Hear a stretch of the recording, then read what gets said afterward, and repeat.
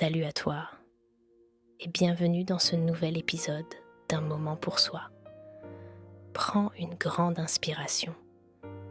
Installe-toi confortablement là où tu es, car aujourd'hui, nous allons aborder ensemble un sujet qui touche beaucoup d'entre nous en plein cœur, souvent en silence.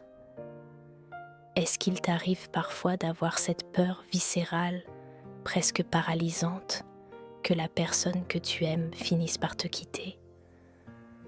Ou encore, cette tendance à t'accrocher très fort aux autres, à avoir besoin de réassurance constante, de te sentir exister seulement quand quelqu'un est là pour toi? Ou à l'inverse, peut-être que tu te retrouves à fuir l'intimité, à te construire des murs très hauts pour ne jamais risquer d'être blessé, à nouveau. Si tu te reconnais dans l'une ou l'autre de ces situations, alors cette vidéo est faite pour toi. Parce qu'aujourd'hui, on va parler de la blessure d'abandon. La blessure d'abandon, c'est l'une des blessures émotionnelles les plus profondes et les plus répandues. Lise Bourbeau, dans son ouvrage « Les 5 blessures qui empêchent d'être soi-même », la décrit comme naissant du manque de soutien émotionnel de la part d'un ou des 2 parents durant l'enfance. Et attention, et c'est vraiment important de l'entendre, il ne s'agit pas forcément d'un abandon physique. Dans la grande majorité des cas, c'est un abandon émotionnel. Un parent qui était présent physiquement, mais absent psychologiquement, trop occupé, trop stressé, trop pris par ses propres douleurs, peut-être dépressif, peu expressif dans ses émotions. L'enfant, lui, a ressenti ce manque. Et il a appris une chose terrible.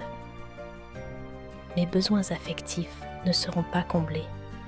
Comme le dit si justement Lise Bourbeau, nous attirons les personnes et les situations qui correspondent à nos blessures non guéries.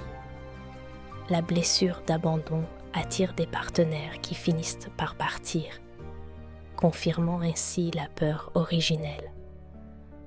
C'est un cycle douloureux, et c'est exactement ce cycle qu'on va briser aujourd'hui. Les personnes qui portent la blessure d'abandon développent souvent 2 comportements opposés, mais qui viennent du même endroit. La peur d'être seul. Le premier, c'est la fusion. S'accrocher à l'autre, avoir besoin de sa présence constante, souffrir énormément dès qu'il y a un silence, un message qui tarde, un changement de ton. Christian Loussaada, psychothérapeute spécialisé dans l'enfant intérieur, décrit ce phénomène comme la partie de nous qui a arrêté de grandir au moment d'une douleur non traversée, qui cherche désespérément à combler ce vide. Le second comportement, c'est l'évitement. Se couper de ses émotions, devenir hyper indépendant, refuser toute vulnérabilité pour ne jamais risquer d'être abandonné à nouveau. C'est une armure, lourde, épuisante, et Bessel van der Kolk, l'un des plus grands spécialistes des traumatismes, nous explique dans Le corps n'oublie rien que ces traumatismes d'abandon précoce s'inscrivent littéralement dans notre système nerveux. Ton corps a appris à anticiper l'abandon.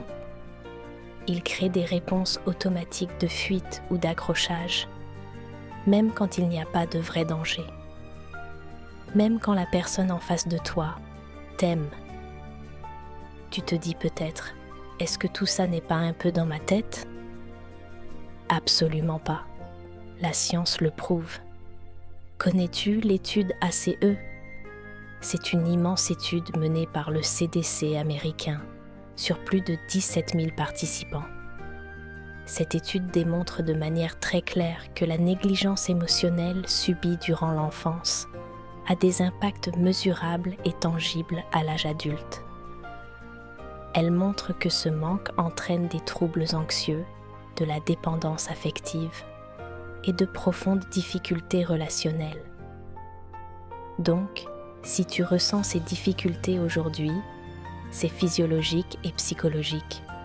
Ton corps s'est adapté à un manque de sécurité. Mais écoute bien ceci, car c'est la meilleure nouvelle de cette étude.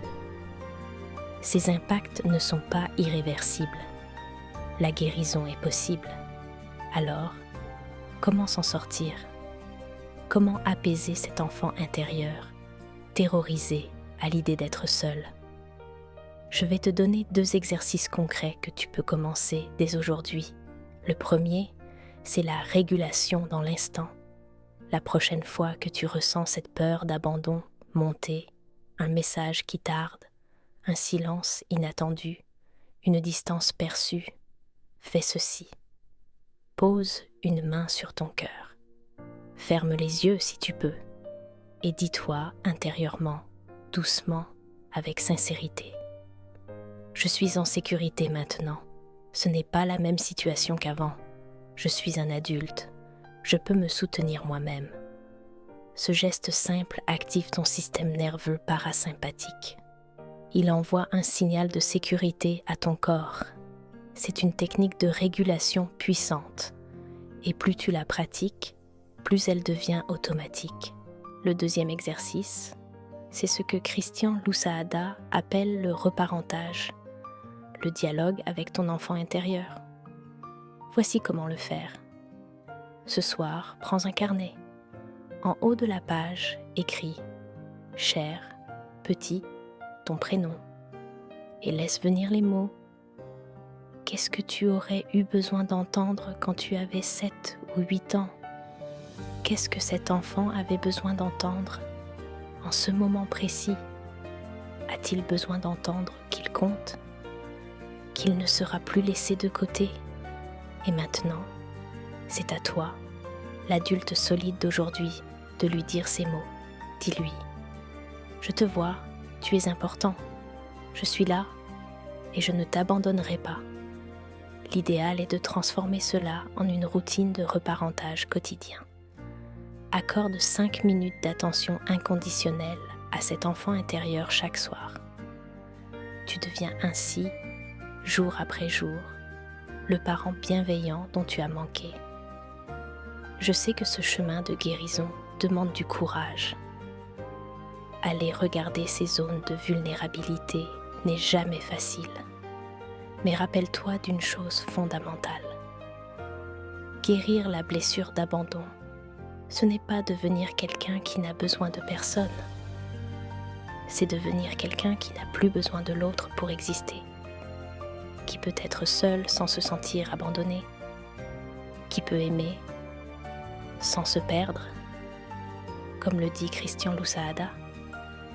Ce n'est pas l'autre qui peut guérir ta blessure d'abandon, c'est toi, en apprenant à être présent à toi-même, à ne plus te quitter. Et cette présence à toi-même, c'est exactement ce que tu construis à chaque exercice, à chaque moment de douceur que tu t'accordes. Tu n'es plus cet enfant qui attend que quelqu'un vienne le sauver. Tu es l'adulte qui choisit, chaque jour, de ne plus s'abandonner. Si cette vidéo a résonné en toi aujourd'hui, si elle t'a apporté des clés de compréhension ou un peu d'apaisement, n'hésite pas à la liker. Cela soutient énormément la chaîne. Pense aussi à t'abonner pour ne manquer aucun de nos prochains moments pour soi. Surtout, j'aimerais beaucoup interagir avec toi. Dis-moi en commentaire lequel de ces 2 exercices tu vas essayer cette semaine. Est-ce que tu vas privilégier la main sur le cœur ou le dialogue avec ton enfant intérieur de 7 ans? Partage-nous ton expérience. Cet espace dans les commentaires est un lieu bienveillant et tes mots aideront sûrement d'autres personnes qui traversent exactement la même chose que toi. Prends grand soin de toi, promets-moi de ne plus t'abandonner et je te dis à très bientôt pour une nouvelle vidéo.